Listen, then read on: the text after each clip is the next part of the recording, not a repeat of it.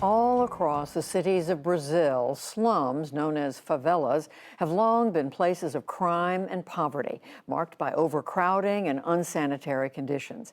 They are among the hardest hit by the pandemic in a country where the death toll just passed 450,000.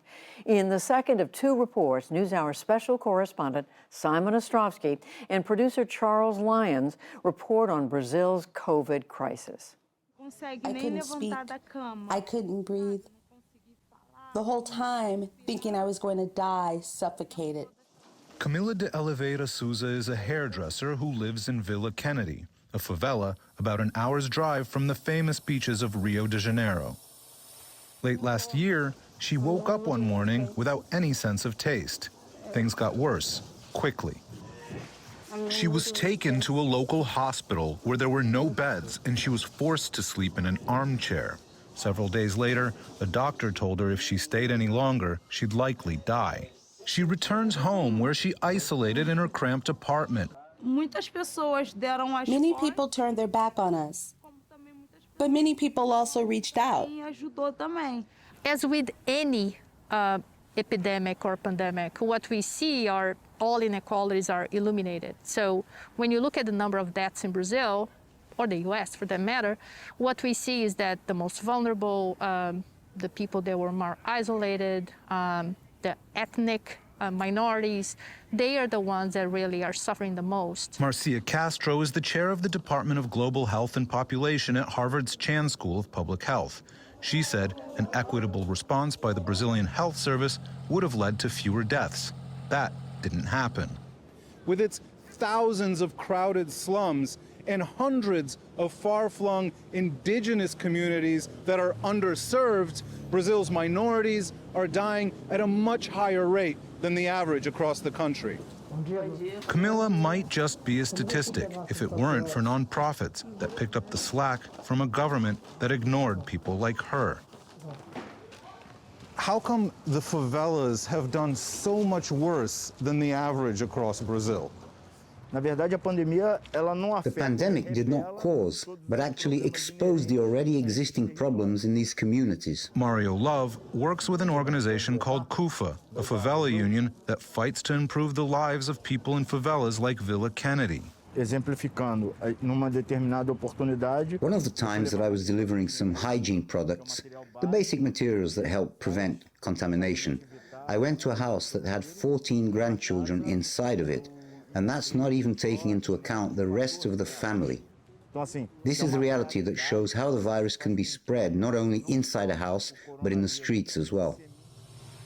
But overcrowding isn't the only issue Brazil's slums, favelas, face. The population living in the slum, it does not have access to sanitation. When the pandemic crisis that we are facing started, we had, and still have, great difficulty having access to water. Priscilla França is a co-founder of the Sao Paulo-based National Anti-Racist Front, an NGO that fights racism against the mostly black populations in favelas there. Most people living in favelas are black people. They are poor people, and most of them are women. They are heads of families. Speaking of inequalities, we live in a country where 97% of people living in the favela do not have access to any kind of medical insurance. Poor sanitary conditions and overcrowding increases the likelihood of infection, and yet lack of medical insurance decreases the chance of favela residents getting proper care. Across the country, in the Amazonian state of Pará, ribeirinhos, or river people, suffer opposite problems.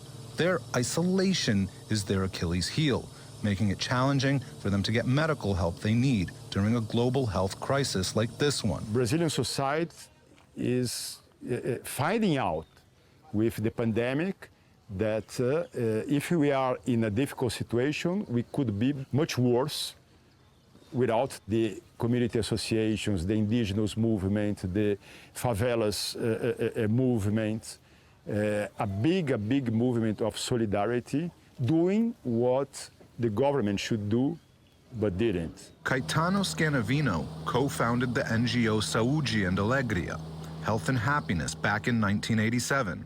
Its mission, to ensure food security and a wide range of support for communities along the Amazon and Tapajos rivers outside the city of Santarém.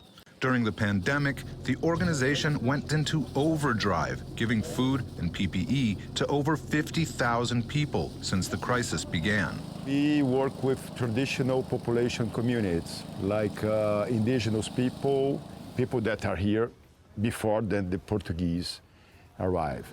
And they are in remote areas. There is no mobile, no cell phone, no energy. Caetano told me government health agents don't fully understand the complexities of helping the tiny river communities his NGO serves. This is why Brazil needs far more vaccines urgently. Small medical teams like this one have to travel for hours to villages like this one, where sometimes they're only vaccinating a dozen people. Sometimes they're only vaccinating one person. With more vaccines, communities like this could become fully vaccinated and they wouldn't have to come back. But one marginalized group that is finally getting the vaccine is Brazil's indigenous people, despite widespread misinformation campaigns earlier in the pandemic. There were many lies spread and a lot of fake news. This ended up creating fear and mistrust among many people. Coming from the indigenous, there was a high rate of rejection to being vaccinated. Sônia Guajajara is not only a leader in her territory in the northeastern Brazilian state of Maranhão, she's also a nationally recognized figure who in 2018 ran for vice president of Brazil on a far-left ticket that challenged eventual winner Jair Bolsonaro. Now she serves as one of the executive coordinators of a national organization dedicated to indigenous rights and health.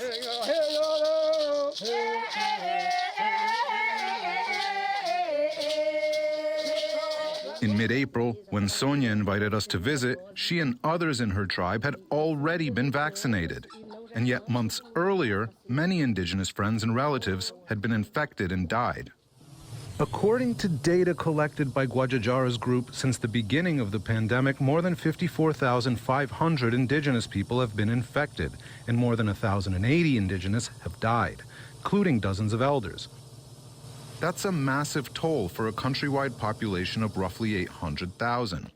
It's a death rate 6 times higher than that of the rest of Brazil. While Guajajara said her people's communal way of living and immunological vulnerabilities contributed to the high rate of infection, she mostly attributes the large number of COVID deaths to President Bolsonaro's harsh views on indigenous, which he expressed even as a candidate. In his first day of office, the first acts were to dismantle indigenous people's rights and to try to end the indigenous policy of Brazil.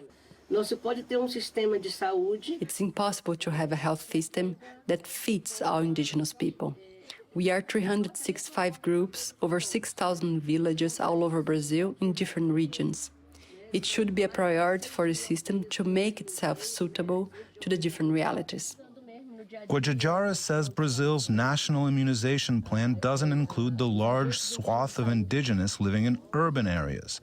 She fears they won't get vaccinated quickly enough and will continue to die. She believes help should come from outside of Brazil. It's important to have international solidarity at the moment, to help put pressure on Bolsonaro's government to be more responsible with the population, adopt responsible and effective measures in his public policies to avoid the increase of infections and deaths. For the PBS NewsHour, I'm Simon Ostrovsky in Maranhão.